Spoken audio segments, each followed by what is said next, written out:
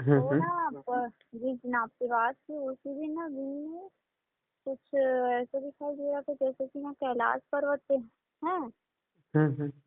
और कैलाश पर्वत पे चले जा रहे हैं तो वहां पे ना कुछ जैसे कोई संन्यास में बैठे हैं तो फिर समाधि जो भी है ऋषि मुनि के जैसे लग रहे थे और वो ना बैठे हैं ध्यान में लेकिन वहां से इतने सारे कुछ कुछ लिखा हुआ था वो ना शायद संस्कृत में लिखा था ऐसे लग रहा था। हुँ, हुँ। जी और वहां पे बहुत सारा उच्चारण निकले जा रहा था और थोड़ी देर बाद और कुछ ऐसा हुआ कि बहुत लंबा रास्ता सीढ़ी था और उसमें ना जो श्री कृष्ण भगवान है ना वो उसमें चले जा रहे हैं ऐसे दिखाई दे रहा था। वो क्या हो सकता है फिर उससे ऐसे कुछ संस्कृत में मंत्र है कि कुछ है समझ में नहीं आया संस्कृत में था उसका जो लिखा हुआ था वो। हाँ, नहीं वो क्या है जैसे-जैसे हमें दिख रहा है कि हम कहीं जा रहे हैं, तो वो हमारा सूक्ष्म शरीर उस दूसरी दुनिया में, यूनिवर्स में जा रहा है। जी तो वो स्वाभाविक है कि हमें वो दिखता रहता है कि हम जा रहे हैं, ऐसा रास्ता वगैरह। वो धीरे-धीरे फॉलो करते रहना है, देखते रहना है। बस हमें उसको देखते रहना है, बाकी सोचना नहीं है क्या दिख रहा है, क्या नहीं। बस देखते रहना है, देखते रहना है, देखते रहना है और उसका बस जी आनंद लेना है। बस इतना ही है। जी बिल्कुल। हाँ, तो वो ज्ञान स्वतः ही प्रकट होता है। वो एक जी प्रक्रिया होती है। दिखते-दिखते आपको ब्रह्मलोक दिखने लगेगा। दिखते-दिखते जी स्वर्गलोक अचानक दिखने लगेगा, नरकलोक दिखने लगेगा, वैकुंठ लोक जी दिखने जी लगेगा, गोलक धाम जी दिखने लगेगा या कैलाश दिखने लगेगा। तो बस हमें देखते रहना ज़रूरी है, यही महत्वपूर्ण होता है। जब जी मैं भी बिल्कुल। हिमालय में साधना करता तो मुझे भी ऐसी चीज़ें दिखती रहती थी। जी देखते जब ब्रह्मलोक भी देख लिया, स्वर्ग भी देख लिया, तब सब कुछ जी ज्ञान हो जाता है। तब लगता है कि यार पुराणों में जो लिखा है वो सब कुछ सही है, एक जैसे लिखा है वैसे ही है। तो जी बस हमें देखना क्योंकि ज़रूरी है, तब हमें वो विश्वास और श्रद्धा हो जाता है कि पुराण में एक-एक बात सत्य लिखा है, सारे जी लोग वैसे के तैसे हैं, ऐसा। तो हमें वो देखते ही उस दूसरी दुनिया में कब पहुँचेंगे हमें पता ही नहीं चलता। इसलिए जो भी दिख रहा है उसको देखते रहना चाहिए और वही देखते-देखते ही हमें आत्मज्ञान का भी अनुभव होता है और समाधि लगना शुरू हो जाता क्योंकि ना 2-3 बार हो गया हमेशा ना ऐसे कैलाश पर्वत पे कुछ ना कुछ चले जाओ और वहाँ पे कुछ ना कुछ दिखाई देता है। लेकिन इस बार ऐसा हुआ कि कोई बैठे हैं समाधि पे और वहीं से संस्कृत में कुछ कुछ लिखा हुआ है और वो सब बाहर आते जा रहा है ऐसे। है। हाँ, वो ज्ञान है ना शब्द रूप में होते हैं। जी जी तो वो दिखते रहते हैं, इसमें कोई टेंशन नहीं है। बस हमें देखना है उसका अर्थ एकदम से ज्ञात नहीं होता, पर धीरे-धीरे जी जी ज्ञात होता है वो। एक 15 दिन के ध्यान के बाद जब हम उसका विचार, चिंतन, मनन करते हैं, तब हमें ज्ञात होता है कि इसका वास्तविक अर्थ क्या जी जी है। क्योंकि इतना विराट संसार है कि हम एक ध्यान के माध्यम से उसको समझ नहीं सकते। इसलिए जैसे आपको ध्यान में दिख रहा है, बस उसको फॉलो करते रहो, देखते रहो। वो ज्ञान जी। स्वतः ही एक दिन मिल जाए। तो घर बैठे ही हमें और उस ब्रह्म ज्ञान और ब्रह्म तत्व के संदर्भ में स्वतः ही ज्ञात हो जाए और हमारा और जीवन और आत्मा आनंदमय हो जाए। जी जी और शायद ना कहीं पे शायद लक्ष्मी नारायण जो देवी है ना वो भी थी ऐसे लगा। नहीं नहीं, देवी और देवताएं तो आपको दिखती रहेंगी, इसमें कोई संशय नहीं है। जी बस जी हमें देखते रहना है, बाकी बस उसमें लीन होने की कोशिश करो, बाकी ज्यादा सोचने की जरूरत नहीं। जी बस जी लीन होना महत्वपूर्ण है और जो दिख रहा है उसका आनंद लिया। जी जी बाकी तो स्वतः ही वो शक्तियां हमें ज्ञात कर देंगी, बुद्धि स्वतः ही समझ जाती जी जी है, आत्मा में और भाव वो आने लगता है। जी प्रणाम दोस्तों, जैसे कि आप ऑडियो सुन रहे थे और बहुत सारी साधिकाएं साधक थर्ड आई ओपन करके अपनी पूरे ब्रह्मांड का दर्शन कर रहे हैं। और ये विराट जो संसार है उसको जानने की कोशिश कर रहे हैं त्रिकालदर्शी की सिद्धि से। और गौतम बुद्ध ने भी ऐसे ही किया था। जब उनकी त्रिकालदर्शी सिद्धि प्राप्त हुई थी या साधनाओं के माध्यम से, तो उन्होंने पूरे संसार को जाना कैसा है क्या है, और उसके बाद ही उनके इतना ज्ञान प्रकट हुआ जो उन्होंने भी देख लिया, जो ब्रह्मा जी ने भी नहीं देखा था। और ब्रह्मा जी को भी गौतम बुद्ध के पास आना पड़ेगा कि मुझे भी ज्ञान दीजिए जिसने जो आपने देखा है।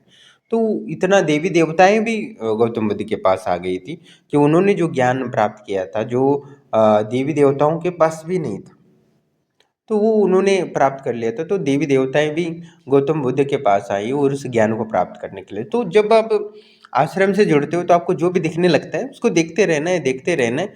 आपको पूरा संसार, स्वर्ग, नर्क, ब्रह्मलोक, वैकुंठलोक, देवलोक, गंधर्वलोक, विद्याधर लोक, यक्षलोक, ये सारा कुछ दिख जाएगा, इसमें कोई संशय नहीं। और मैंने भी ये सब कुछ लोक देखे हैं। और उसको देखने के पश्चात आपको पता चलेगा कि संसार कितना विराट है और उतना ही सूक्ष्म भी है। और इतना विस्तार है कि आप उसको कभी पूरा ही नहीं देख पाओगे। इसलिए कैलाश हो या कुछ भी हो, आपको बस जो भी दिखता है उसको देखते रहो। एक दिन देखते देखते देखते देखते आपको स्वतः ही अचानक ज्ञान हो जाएगा। बस जो भी दिख रहा है आपको, थर्ड आई शक्तियों ने आपको ओपन कर दिया है, बस आप उसमें लीन हो जाओ, लीन हो जाओ, लीन हो जाओ, बस देखते रहो, देखते रहो। वही आगे जाके सविकल्प समाधि हो जाएगी, निर्विकल्प समाधि हो जाएगी, उसके बाद केवल समाधि हो जाएगी, वही आनंद अनुभूति समाधि हो जाएगी। और आपको एक ब्रह्म ज्ञानी बना देगी घर बैठे ही। तो उस आत्मज्ञान के तृप्त में इतना आनंदित हो जाओगे कि आपकी कुंडलिनी शक्तियाँ प्राप्त होंगी, सारे देवी देवताओं के दर्शन हो जाएंगे, क्योंकि मन बुद्धि इतना शुद्ध हो जाएंगे कि कोई भी देवताओं को पुकारोगे तो तुरंत आ जाएंगे और देवी देवताओं के दर्शन होने लगेंगे। और आप जो चाहे वो आपको प्राप्त हो सकता है। जैसे कल्पवृक्ष की प्राप्ति होगी। जैसे मैंने परसों एक वीडियो डाला था निर्विकल्प समाधि का, तो उसमें कैसे उस साधिका ने उसमें एकदम सूक्ष्मतम अपनी सारे काम, क्रोध, लोभ, ईर्ष्या, द्वेषों को नष्ट किया। अभी वो साधिका ना पैसा चाहती है ना कोई सिद्धि चाहती है, बस वो अपनी समाधि में लीन रहती है। तो वैसे ही अपना घर का काम करते हुए, अपने निष्काम भाव से कर्म करते हुए, बच्चों को संभालते हुए वो अपना सिर्फ समाधि में रहती है और घर का काम करती है। तो वैसे उस निष्काम कर्म योगिनी बन गई है, ऐसा कह सकते हो। और एक नहीं, बहुत सारे साधकों ने आपने देखा होगा कितना दिव्य दिव्य ज्ञान प्राप्त किया है ध्यान के माध्यम से। तो आप त्रिकालदर्शी सिद्धि प्राप्त कर लेते हो या कर्ण मातंगी की सिद्धि से त्रिकालदर्शी सिद्धि प्राप्त करते हो, उसके माध्यम से उस ध्यान में लीन हो जाते हो। तो पूरे ब्रह्मांड का दर्शन कर आप ब्रह्म ज्ञान को प्राप्त कर सकते हो, आत्मज्ञान को प्राप्त कर सकते हो। आपके द्वारा वो जो जन्म जन्मों के कार्य होते हैं वो तत्क्षण आप त्रिकालदर्शी सिद्धि से प्राप्त कर सकते हो। इसलिए मैं लोगों को बोलता हूँ कि आश्रम से जुड़ते हो तो आप इतनी मेहनत करोगे जिससे कि मैं आपको त्रिकालदर्शी सिद्धि करा सकूँ। और वो त्रिकालदर्शी सिद्धि हर व्यक्ति को मैं कराने की कोशिश करता हूँ, जो उसकी इच्छा होती है नहीं होती है। बहुत सारे लोग 15 दिन में ही प्राप्त कर लेते हैं, बहुत सारे लोग एक ही दिन में त्रिकालदर्शी सिद्धियाँ शक्तियाँ दे देती है, इसमें कोई संशय नहीं है।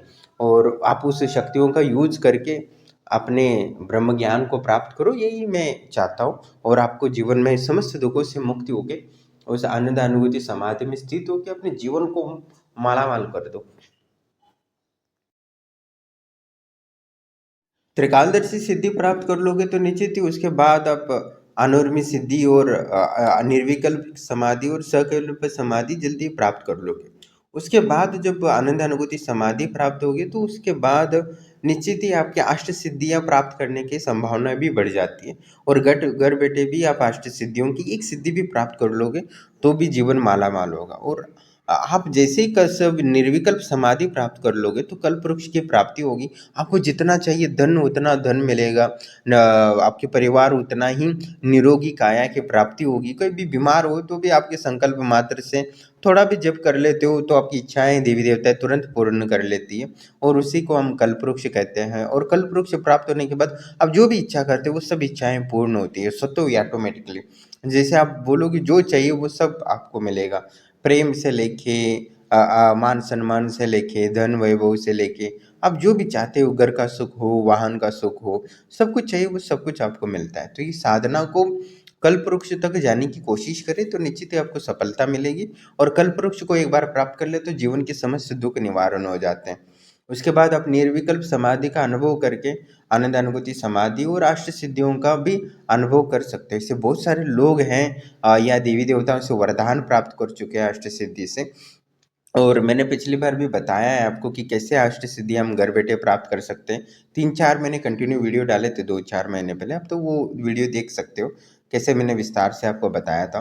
तो कहने का तात्पर्य यहाँ पे साधनाओं को धीरे-धीरे आगे बढ़ते हो तो आपको सब कुछ प्राप्त होगा, इसमें कोई संशय नहीं। पर आपको उस धीरे-धीरे जो अनुभव हो रहे हैं उसको एक-एक सीढ़ी बना के आप विराट अनुभव की ओर भागना है, रुकना नहीं है।